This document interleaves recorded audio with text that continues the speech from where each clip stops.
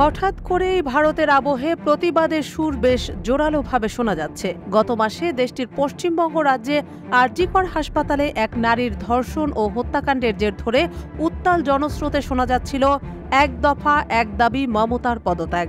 এবার দেশটির আরেক রাজ্যে গত কয়েকদিনে খুব চেনা হয়ে যাওয়া ওই স্লোগান সামান্য বদলে নরেন্দ্র মোদীর পদত্যাগের শোরগোল শোনা যাচ্ছে। মূলত ৮ মাস আগে প্রধানমন্ত্রী নরেন্দ্র মোদী মহারাষ্ট্রের সিন্ধুদুর্গে ছত্রপতি শিবাজী মহারাজের মূর্তি উন্মোচন করেছিলেন।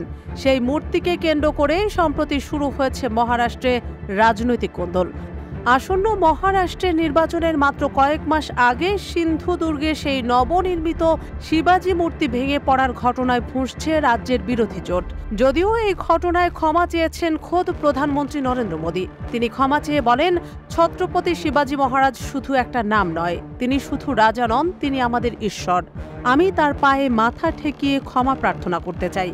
যারা ছত্রপতি শিবাজী মহারাজকে আরাধ্য বলে মনে করেন তাদের কাছেও আমি মাথা নত করে ক্ষমা চাইছি। তাদের ভাবাবেগ কতটা আহত হয়েছে সেটা আমি বুঝি। কিন্তু তাতেও কমেনি অশান্তির আগুন। রাজ্য জুড়ে চলছে কঠোর প্রতিবাদ, উঠছে মোদী সরকারের পদত্যাগের দাবি। খবরটি সামনে এনেছে ইন্ডিয়ান এক্সপ্রেস বাংলা। ছত্রপতি শিবাজী মূর্তি ভেঙে পড়ার প্রতিবাদে মোদীকে হুঙ্কার ছুড়লেন উদ্ধব ঠাকরে। সিন্ধুদুর্গে শিবাজী মূর্তির পতনকে মোদী সরকারের পতন হিসেবেই দেখছে বিরোধীরা। শিবাজী মূর্তি ভেঙে পড়ার প্রতিবাদে বিরোধী দলগুলো গেটওয়ে অব ইন্ডিয়ার দিকে মিছিল করার সময় প্রাক্তন মুখ্যমন্ত্রী এবং শিবসেনা নেতা উদ্ধব ঠাকরে সরকারকে মনে করিয়ে দেন যে মহারাষ্ট্রের জনগণ তাদের কখনোই ক্ষমা করবে না। উদ্ধব ঠাকরে বলেছেন, আমরা এখানে জড়ো হয়েছি এই দুর্নীতিগ্রস্ত সরকারকে ভারত থেকে উৎখাত করার জন্য।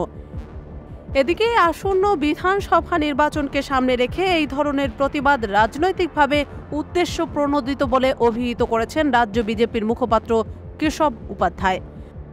অন্যদিকে মোদীর কোনো বক্তব্যই শান্ত করতে পারছে না বিরোধীদের। উল্টো বিরোধীরা ক্রমাগত মোদী ও বিজেপিকে কোণঠাসা করছে। এই প্রেক্ষাপটে শিবসেনা সাংসদ সঞ্জয় রাউত মুম্বাইয়ে মিডিয়ার সাথে কথা বলার সময় মোদী সরকারকে নিশানা করেছেন। তিনি দাবি করেন, মহারাষ্ট্রের উপমুখ্যমন্ত্রী দেবেন্দ্র ফডনভিস সব কিছুর মাস্টারমাইন্ড। গোটা দেশ এবং প্রধানমন্ত্রী নরেন্দ্র মোদী এটা জানে, তাই তাকে ক্ষমা চাইতে হয়েছে। কিন্তু প্রশ্ন হলো, শুধু ক্ষমা চাওয়ার মাধ্যমেই কি বিষয়টির সমাধান হবে? এই প্রশ্নও তুলেছেন তিনি। সঞ্জয় রাউত আরও বলেন, মাত্র কিছু মাসের মধ্যে ছত্রপতি শিবাজী মহারাজের মূর্তি ভেঙে পড়ল, তাই আমাদের কি চুপ থাকা উচিত?